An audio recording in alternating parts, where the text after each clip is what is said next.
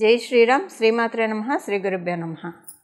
2024 సంవత్సరం జూన్ నెల 30వ తారీఖు నుంచి 2024 సంవత్సరం నవంబర్ 15వ తారీఖు వరకు కూడా నవగ్రహాల్లో ఒక గ్రహానికి సంబంధించిన ఒక ప్రత్యేక గ్రహస్థితి చోటు చేసుకోబోతోంది ఖగోళంలో. ఆ ప్రత్యేక గ్రహస్థితి అందరి కర్మకారకుడైన శనీశ్వరుడు వల్ల ఏర్పడుతోంది. శనీశ్వరుడు వక్రిస్తూ ఉన్నాడు. 30వ తారీఖు నుంచి నవంబర్ 15వ తారీఖు వరకు వక్రగతిలో ఆయన ఉంటున్నాడు. వక్రగతిలో ఆయన ఉండడం వల్ల ద్వాదశ రాశుల వాళ్ళకి ఎలాంటి పరిణామాలు చోటు చేసుకోబోతున్నాయి? శుభ పరిణామాలు చోటు చేసుకోబోతున్నాయా, లేదా ఏదైనా విషయంలో జాగ్రత్తలు సూచిస్తుందా? ఇలాంటి తదితర విషయాలన్నీ కూడా ఒక మేజర్ ప్లానెట్స్ని మనం కన్సిడరేషన్లో తీసుకుంటాం. ఇప్పుడు శనీశ్వరుడు కానివ్వండి, గురుదేవుడు కానివ్వండి, రాహుకేతు దేవుళ్ళు కానివ్వండి, వీళ్ళు నలుగురు ఏదన్నా ప్రత్యేక గ్రహస్థితి అంటే ఇప్పుడు శనీశ్వరుడు గురు భగవానుడు వక్రంలోకి వెళ్ళిన రాశులు మారిన రాహు శనికేతులు వీళ్ళిద్దరూ రాశులు మారినా కూడా డెఫినెట్గా అదొక ప్రత్యేక ఇంపాక్ట్ ద్వాదశ రాశుల వాళ్ళకి, ద్వాదశ లగ్నాల వాళ్ళకి కూడా ఉంటుంది. అసలు ఆ ఇంపాక్ట్ ఏ విధంగా ఉండబోతుంది అన్న విషయాన్ని మనం చూద్దాము. ద్వాదశ రాశుల వాళ్ళకి అసలు శనీశ్వరుడు వక్రగతిలో ఉంటూ ఏ విధమైన స్పెషల్ సిగ్నిఫికెన్స్ని సూచిస్తున్నాడు, ఈ విషయాన్ని ముందు మనం ఒక్కసారి చూద్దాము. కుంభరాశిలో ఉండి స్వస్థానగతుడైన శనీశ్వరుడు వక్రగతిలోకి వెళ్తూ ఉన్నాడు. ఈ వక్రగతి ఆయనకి అంటే ఈ 2.5 సంవత్సరాలు, ఆయన ఒక్కొక్క రాశిలో 2.5 సంవత్సరాలు ఉంటారు, ఇది మనందరికీ తెలిసిందే. 2.5 సంవత్సరాల్లో ఆయన ఇవ్వాల్సినవి ఏదన్నా గుడ్ కర్మాస్ కానీ బ్యాడ్ కర్మాస్ కానీ జనరల్గా అయితే జన్మజాతకంలో ఏదైనా గ్రహం వక్రించి ఉంది అంటే పాస్ట్ లైఫ్లో ఏదైనా ఒక పని సగంలో ఆపేసామని కానివ్వండి, ఏదైనా ఒక డిజైర్ అన్ఫుల్ఫిల్డ్ డిజైర్స్ ఏమన్నా ఉన్నా కూడా ఆ గ్రహం వక్రగతిలోకి వెళ్తుంది. ఇది మనకి పరాశర సంహితలో ఉంది. అయితే గోచారంలో మరి వక్రగతిలోకి వెళ్తున్నప్పుడు ఇది వర్తమానం కదా, మరి అంటే భవిష్యత్తు కాలం కదా, వర్తమానం మనకి జరగబోయేది కదా. సో ఇందులో శనీశ్వరుడు వక్రగతిలోకి వెళ్తూ ఏ రకమైన ఇండికేషన్స్ని ద్వాదశ రాశుల వాళ్ళకి ఇస్తున్నారు? ఆయన ఎవరికైనా ఇప్పుడు కొన్ని రాశుల వాళ్ళకి ఆయన ప్రతికూలంగా ఉంటాడు, కొన్ని లగ్నాల వాళ్ళకి ఆయన ప్రతికూలంగా ఉంటాడు. ఆయన సవ్యగతిలో ఉన్నప్పుడు ఆ రాశులు ఆ లగ్నాల వాళ్ళకి ఆయన కొన్ని మహాదశలు జరుగుతున్న వాళ్ళకి కూడా ఆయన కొన్ని ప్రతికూల పరిస్థితులను ఇస్తూ ఉంటాడు. అలా ఇచ్చే పరిస్థితుల్లో ఆయన కొన్ని మంచి చేయడానికి ఆయన వెనక్కి రావడం జరుగుతుంది.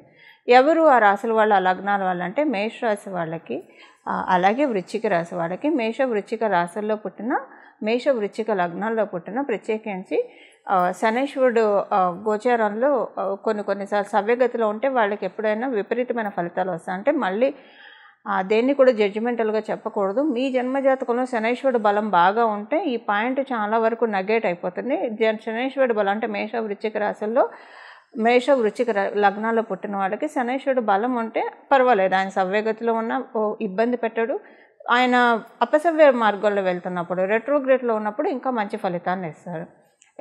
కుజమహాదశ ఎవరికైనా, ఇప్పుడు మంగళ దశ ఎవరికైనా జరుగుతూ ఉందనుకోండి, వాళ్ళకి కూడా సవ్యదశలో ఉన్నప్పుడు ఆయన సవ్యంగా సంచారం చేస్తున్నప్పుడు ఓకే, ఆయన మీ జన్మజాతకంలో శనీశ్వరుడు బలం ఉంటే ఇబ్బంది పెట్టడు, అలాగని పూర్తిగా మంచి కూడా చేయడు. కానీ వక్రగతిలో వెళ్ళేప్పుడు మీకు ఒకవేళ మంగళ దశ జరుగుతూ ఉందనుకోండి, చాలా మంచి ఫలితాన్ని, శుభ ఫలితాన్ని ఇస్తాడు ఆయన.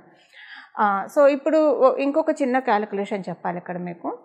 మీరు పుట్టినప్పుడు కనుక మీకు జన్మ శనిలో పుట్టిన, లేదా ఏలినాటి శనిలో పుట్టిన, అష్టమ శనిలో పుట్టిన, అర్ధాష్టమ శనిలో పుట్టినా కూడా ఈ ట్రాన్సిట్ మంచి చేస్తుంది. అంటే ఆయన ఇప్పుడు అష్టమ శని, అర్ధాష్టమ శని, ఏలినాటి శని మంచి రిజల్ట్స్ ఇస్తుంది. ఆయన వక్రగతిలోకి వెళ్ళినప్పుడు ఇంకా మంచి రిజల్ట్స్ ఇస్తుంది. అదే మీరు వృశ్చిక రాశి లగ్నాల్లో పుట్టి ప్రత్యేకించి వృశ్చిక రాశి వాళ్ళకి ఇప్పుడు అర్ధాష్టమ శని జరుగుతూ ఉంది. ఈ వక్రంలో వెళ్ళండి, ఈ పర్టికులర్ పీరియడ్ మీకు చాలా మంచి జరుగుతుంది. ఏదైనా పనులు పెండింగ్ ఉండి అవ్వకపోతే అవన్నీ జరుగుతాయి. అవన్నీ నేను రాశుల వారీగా చెప్తాను, బట్ జనరల్గా అవుట్లుక్ ఇస్తున్నాను. ఇదొకటి ఉంటుంది. సెకండ్, మీరు అసలు ఎలా తెలుసుకోవాలి మీరు పుట్టింది గోచారం, మీరు పుట్టినప్పుడు అష్టమ శనిలో పుట్టారా, అర్ధాష్టమ శనిలో పుట్టారా, ఏలినాటి శనిలో పుట్టారా? సహజంగా ఒక రఫ్ ఐడియా, ఎంత జన్మజాతకం తెలిసినా తెలియకపోయినా ఒక రఫ్ ఐడియా అయితే మీకు ఉంటుంది కదా, మీరు ఏ టైంలో ఏ ఇయర్లో పుట్టారన్న రఫ్ ఐడియా ఉంటుంది కదా. ఒకసారి గూగుల్ చేయండి. మీరు పుట్టినప్పుడు మీ రాశి వాళ్ళకి ఏలినాటి శని జరుగుతున్నా, అష్టమ శని జరుగుతున్నా, అర్ధాష్టమ శని జరుగుతుందా, అది ఒకసారి చూస్తే మీకు అసలు గోచారంలో శనైశ్వరుడు మీకు అష్టమ శని, అర్ధాష్టమ శని, ఏలినాటి శనిలో ఉంటే మీరు పుట్టడం కూడా అలా పుట్టితే కనుక చాలా మంచి ఫలితాలను ఇస్తాడు. సో కర్మకారకుడైన శనైశ్వరుడు వక్రగతిలోకి వెళ్తూ అందులో లాభస్థానంలో ఉంటూ ఆయన వక్రగతిలోకి వెళ్తున్నాడు. అంటే దశమ స్థానం మకర రాశి వైపు వెళ్తూ ఉన్నాడు.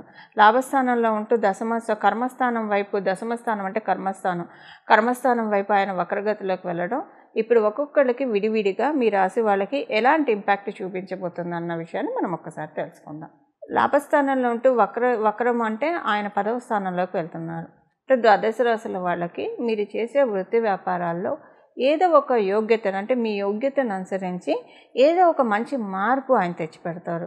ఇప్పుడు అందరూ చాలామంది మనకి కొంత పాపులేషను వర్కింగ్లో ఉంటారు, కొంత పాపులేషను బిజినెస్ చేస్తూ ఉంటారు, కొంత పాపులేషన్ ఫ్రీలాన్స్ వర్క్స్ చేస్తూ ఉంటారు. మీ అందరికీ ఓకే, ఏదో ఒక మీ యోగ్యతను అనుసరించి మీకు తగు ఫలితాలను ఆయన లాభస్థానంలో వక్రిస్తూ మీకు ప్రసాదిస్తాడు. అయితే ఇప్పుడు కొంతమంది గృహిణీలు ఉంటారు, సీనియర్ సిటిజన్స్ ఉంటారు. మరి వీళ్ళ మాట ఏంటి? చక్కగా గృహిణులుగా వాళ్ళ ధర్మాన్ని, వాళ్ళ కర్తవ్యాన్ని వాళ్ళు నిర్వర్తిస్తూ ఉంటారు. అలాగే సీనియర్ సిటిజన్స్ ఉంటారు.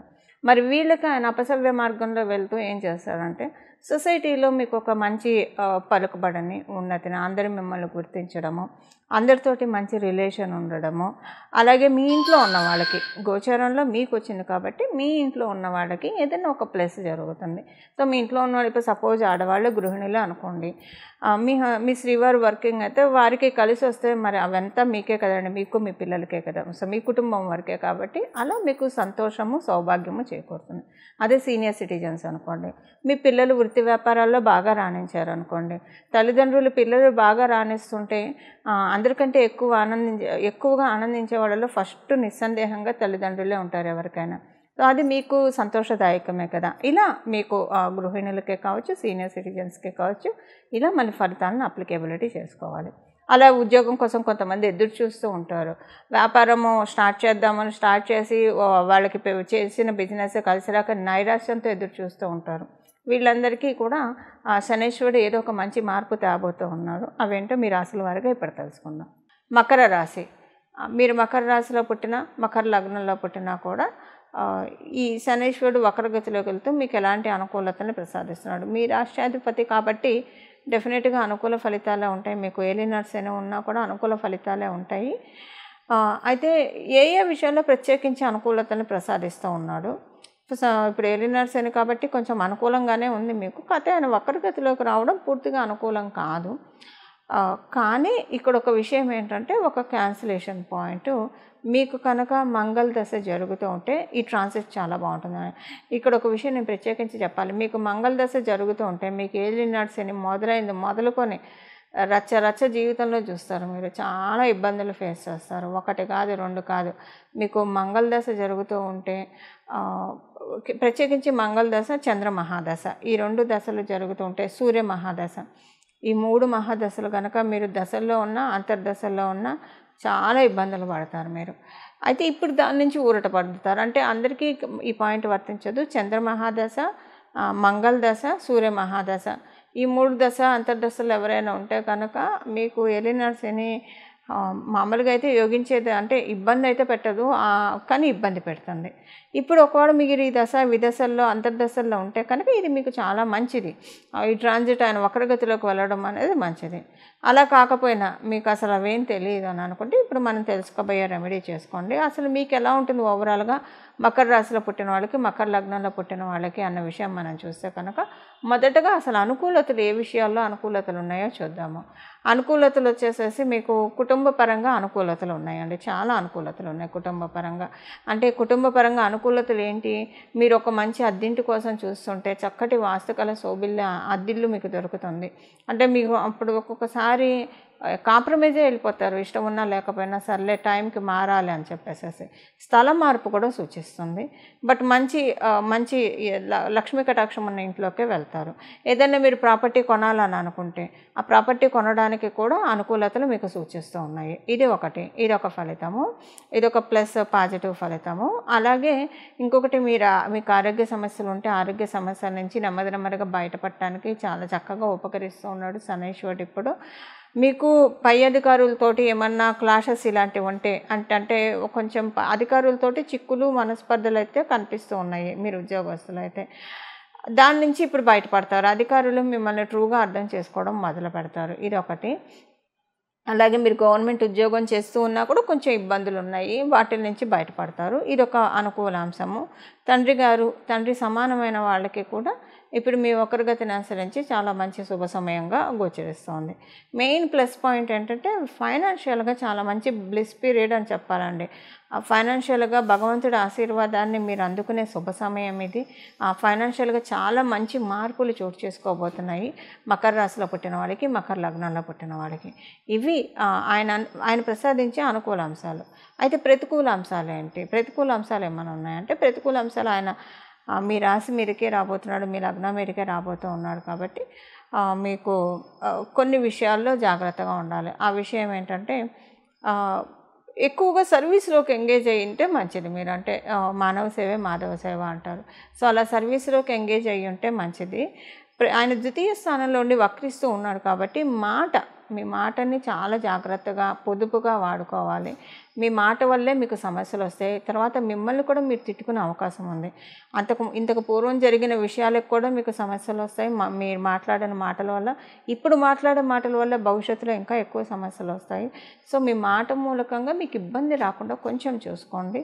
మాటను వీలైనంత వరకు పొదుపుగా వాడండి. మీరు కనుక బాగా మంత్రానుష్ఠానం ఇలాంటివి చేయగలిగితే నాలుక మీద ఏదన్నా దైవం యొక్క నామాన్ని మీరు కనుక పలకగలిగితే చాలా మంచిది. అది మీకు ఇష్టదైవం ఏ దైవం అయినా సరే వీలైనంత వరకు భగవంతుడు ఇచ్చిన కాలాన్ని సద్వినియోగం చేసుకుంటూ, కాలాన్ని దైవంతో అనుసంధానం, కాలమే దైవ స్వరూపం కదా. సో కాలాన్ని దైవంతో అనుసంధానం చేసుకుంటూ 24 గంటలు మనం ఏ పనిలో ఉన్నా సరే ఆ పని చేస్తూ భగవన్ నామస్మరణ చేస్తూ ఉంటే చాలా బాగుంటుంది.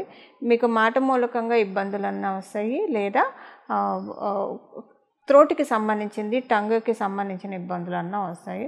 ప్రత్యేకించి ఆరోగ్య సమస్యలు అయితే సూచించట్లేదు. ద్వితీయ స్థానం వాక్ స్థానం కాబట్టి మాట విషయంలో చాలా జాగ్రత్తగా ఉండాలండి. చాలా పొదుపుగా వాడుకోండి. సో దట్ ఏంటంటే శనైశ్వరుడి బ్లెస్సింగ్స్ మీకు ఇబ్బంది రాకుండా, ఇది ఒక్క పారామీటర్లోనే మీకు ఇబ్బంది ఉంది కాబట్టి ఈ ఇబ్బంది రాకుండా మిమ్మల్ని మీరు పరిరక్షించుకోవడానికి చాలా చక్కటి అవకాశం ఉంటుంది. చూసారు కదండి, మీ రాశి వాళ్ళకి శనైశ్వరుడు వక్రగతిలోకి వెళ్తూ ఎలాంటి ఫలితాన్ని ఇస్తూ ఉన్నారో. అయితే ద్వాదశ రాశుల వాళ్ళకి, ద్వాదశ లగ్నాల వాళ్ళకి శనైశ్వరుడు మీకు యోగించే స్థితిలో ఉన్నా, యోగించే స్థితిలో లేకపోయినా, సపోజ్ మంగళ దశ జరిగే వాళ్ళకి మీకు శనైశ్వరుడు బలం బాగా జన్మజాతకంలో ఉంటే, ఆయన సవ్యగతిలో ఉంటే పెద్దగా ఇబ్బంది పెట్టడు. అపసవ్య మార్గంలో ఉంటే మటుకు మంచి ఫలితాన్ని ఇస్తాడు. అలాగంటే మీకు మంగళ మహాదశ జరుగుతూ ఉన్నా, మంగళ అంతర్దశ జరుగుతూ ఉన్నా ఈ పాయింట్ అప్లికేబిలిటీ ఉంటుంది. లేదా మీ జన్మజాతకంలో శనైశ్వరుడు మరియు మంగళ వీళ్ళిద్దరూ కలిసి కనుక ఉంటే అప్పుడు కూడా సేమ్ సిచ్యువేషన్ ఉంటుంది. ఆయన సవ్యగతిలో కంటే అపసవ్యగతిలో వెళ్ళినప్పుడే మంచి ఫలితాన్ని ఇస్తారు. సో ఇవన్నీ అసలు తెలిసినా తెలియకపోయినా శనైశ్వరుడు అపసవ్యగతి మీకు మంచి ఫలితాన్ని తెచ్చిపెట్టాలంటే, అయితే ఇప్పుడు మనం ఏ పరిహారం చేయాలి? నేను మొదట చెప్పినట్లు ఇప్పుడు కొంతమంది నిరుద్యోగులు ఉంటారు, ఉద్యోగం కోసం ప్రయత్నిస్తూ ఉంటారు. అలాగే వ్యాపారంలో అభివృద్ధి సరిగ్గా లేకుండా బాధపడుతూ ఉంటారు. అంటే ఉద్యోగం చేస్తూ వాళ్ళ శ్రమని కూర్చి వాళ్ళ ఎఫర్ట్స్ని పెట్టేవాళ్ళు ఉంటారు. వ్యాపారం చేస్తూ వాళ్ళ ఎఫర్ట్స్ని పెట్టి వాళ్ళు ఉన్నంతలో సంతృప్తిగా ఉన్నవాళ్ళు ఉంటారు. ప్రయత్నాలు సఫలీకృతం కాక ఇబ్బంది పడుతున్న వాళ్ళు ఉంటారు. ఆల్రెడీ మీరు వృత్తి వ్యాపారాల్లో ఉంటే అందులో కలిసి వచ్చే విధంగా శనైశ్వరుడు ఇప్పుడు తోడ్పాటునిస్తాడు ఈ పరిహారం చేసుకుంటే, ఆయన వక్రగతిలో ఉన్నాడు కాబట్టి. అలాగే నిరుద్యోగులకి ఇప్పుడు ఈ పరిహారం బాగా ఉపయోగపడుతుంది. ఉద్యోగం తొందరగా రావడానికి, ఆయన అంటే తల్లిదండ్రులకు ముద్దొచ్చినప్పుడే చంకెక్కాలి అన్నట్లు ఇప్పుడు ఆయన ఈ కరుణించే స్టేజ్లో ఉన్నాడు కాబట్టి పరిహారాలు చేసుకోవడం వల్ల, చిన్న పరిహారాలు చేసుకోవడం వల్ల వెంటనే ఆయన స్వతరంగా వరాలను ప్రసాదిస్తాడు. అది నిరుద్యోగులకు ఉద్యోగం రావడానికి బాసట అవుతుంది ఈ పరిహారము. అలాగే ఇప్పుడు వ్యాపారం పెట్టి అస్సలు ముందుకు సాగాక చాలామంది ఇబ్బంది పడుతూ ఉంటారు. ల్యాండ్ సేల్కి పెట్టి ముందుకు సాగాక ఇబ్బంది పడుతూ ఉంటారు. ఏదైనా భూమి కొనాలి, కొంతమంది డబ్బులు కట్టేసి ఉంటారు, కానీ ఆ ప్రాపర్టీ కన్స్ట్రక్షన్ మటుకు పూర్తిగా కాదు, అలా ఇబ్బంది పడేవాళ్ళు ఉంటారు. స్థలం లేదా ఇల్లు కొనుక్కోలేక ఇబ్బంది పడుతూ ఉన్నవాళ్ళు, అంటే ఈ ప్రయత్నాల్లో ఉన్న వాళ్ళ వరకు మాత్రమే, ఈ ప్రయత్నాల్లో ఉన్నవాళ్ళు ఈ పరిహారం చేసుకోవడం వల్ల వాళ్ళకి కూడా అవన్నీ సఫలీకృతం అవుతాయి. ఇప్పుడు మనం పరిహారానికి వెళ్దాము. ఈ పరిహారం ద్వాదశ రాశుల వాళ్ళకి, ద్వాదశ లగ్నాల వాళ్ళకి కలిపి, అందరికీ కలిపి ఒకటే పరిహారం ఉంటుంది. ప్రతిరోజు భాగవతంలోని గజేంద్ర మోక్ష ఘట్టం చదవడం, వినడం, ఇది చేస్తే కనుక మన జీవితంలో ఉన్న కష్టాల నుంచి, దుఃఖాల నుంచి భగవంతుడు, కృష్ణ పరమాత్ముడు మనల్ని గట్టెక్కిస్తాడు. ఈ గజేంద్ర మోక్షము మీరు చదవడం, మీకు బాగా చదివే అలవాటు ఉన్న వాళ్ళైతే చదివేసుకోండి హాయిగా, లేదా వినడానికైనా ప్రయత్నించండి ప్రతిరోజు. కనీసం రోజు కుదరకపోయినా శనీశ్వరుడు వారమైన శనివారం అయినా సరే కనీసం వినడానికి ప్రయత్నించండి. ఈ ఆపర్చునిటీ అస్సలు ఎవ్వరూ మిస్ కాకండి. ఇది చాలా స్వల్పమైన రెమెడీ. భాగవతాన్ని చదవడం వల్ల పెచ్చు పుణ్యం వస్తుంది, బహులాభాలు ఉంటాయి, ఇది మనందరికీ తెలిసిన విషయమే. అందులో గజేంద్ర మోక్ష ఘట్టం వినడం వల్ల ఇందులో మీరు చేయాల్సిందల్లా మీ టైం కొంత కేటాయించాలి. మనకు అసలు భగవంతుడు సమయాన్ని ఇచ్చింది, ఈ జీవితాన్ని ఇచ్చిందే భగవంతుడు. మన పనులు మనం చేసుకుంటూ నిత్య దైనందిన జీవితంలో మన బ్రతికి, మన ఆహారానికి, మన జీవించడానికి కావాల్సినంత సంపాదించుకుంటూ రిమైనింగ్ టైం అంతా భగవంతుడి ధ్యానంలో గడపడానికే మనకి సమయం ఉన్నది. సమయాన్ని జాగ్రత్తగా యూటిలైజ్ చేసుకునే శనైశ్వరుడు డిసిప్లిన్ సూచిస్తాడు. సో ఎవరైతే టైం వేస్ట్ చేయకుండా ఉత్తగా, అంటే వ్యర్థ ప్రసంగాలతోటి లేదా చిట్ చాట్ తోటి ఇలా కాకుండా ప్రొడక్టివ్గా టైంని ఉపయోగించుకోవడానికి ప్రయత్నించండి. ప్రొడక్టివ్గా టైం ఉపయోగించుకోవడానికి ప్రయత్నించే వాళ్ళంటే శనీశ్వరుడికి బహుప్రీతులు అవుతారు. వాళ్ళని ఆయన ఇబ్బంది పెట్టాడు, ఎందుకంటే ఆయన క్రమశిక్షణని సూచిస్తాడు కాబట్టి. సో మీ టైం మీరు ఎంత క్వాలిటీగా, ఎంత ప్రొడక్టివ్గా యూజ్ చేసుకుంటున్నారో ఇది ఒక చెక్ పెట్టుకోండి. తర్వాత గజేంద్ర మోక్షం వినడానికి ప్రయత్నించండి ప్రతిరోజు కూడా. ఇలా గజేంద్ర మోక్షాన్ని వినడం వలన మీకు, అంటే ఏ విషయంలో అయితే నలిగిపోతూ ఉన్నారో ఆ విషయం నుంచి బయటకు వచ్చేస్తారు. అందులో ఇప్పుడు ఆయన కుంభరాశిలో ఉండి వక్రగతిలోకి వెళ్తున్నాడు. ఆయన కుంభరాశి నుంచి మీనరాశిలోకి వెళ్తే మళ్ళీ కుంభరాశిలోకి రావడానికి 30 సంవత్సరాలు పడుతుంది. సో ఇప్పుడు ఉన్నవాళ్ళు చాలా అదృష్టవంతులు అని చెప్పాలి. ఈ రెట్రోగ్రేషన్లో ఉన్నప్పుడు ఈ పరిహారం చేసుకోవడం వల్ల కనీసం ఇక్కడి నుంచి ఒక 6-7 సంవత్సరాల వరకు డోకా లేకుండా మంచి మార్పుల్ని కైవసం చేసుకోవడానికి డెఫినెట్గా గజేంద్ర మోక్షం ఉపయోగపడుతుంది. ఇలా గజేంద్ర మోక్షాన్ని మీరు ప్రతిరోజు చదవడం, వినడం, రోజు కుదరని వాళ్ళు కనీసం శనివారం పూట వినడానికైతే వితౌట్ ఎనీ ఫెయిల్ ప్రయత్నించండి. ఆ పెరుమాళ్ళ ఆశీస్సులు మీరు అందరూ అందుకుంటారని చెప్పి, తద్వారా అందుకోవాలని చెప్పి నేను కూడా ప్రార్థిస్తూ, మీ అందరి తరఫున వాసుదేవుని ప్రార్థిస్తూ, మంగళం. నమో భగవతే వాసుదేవాయ.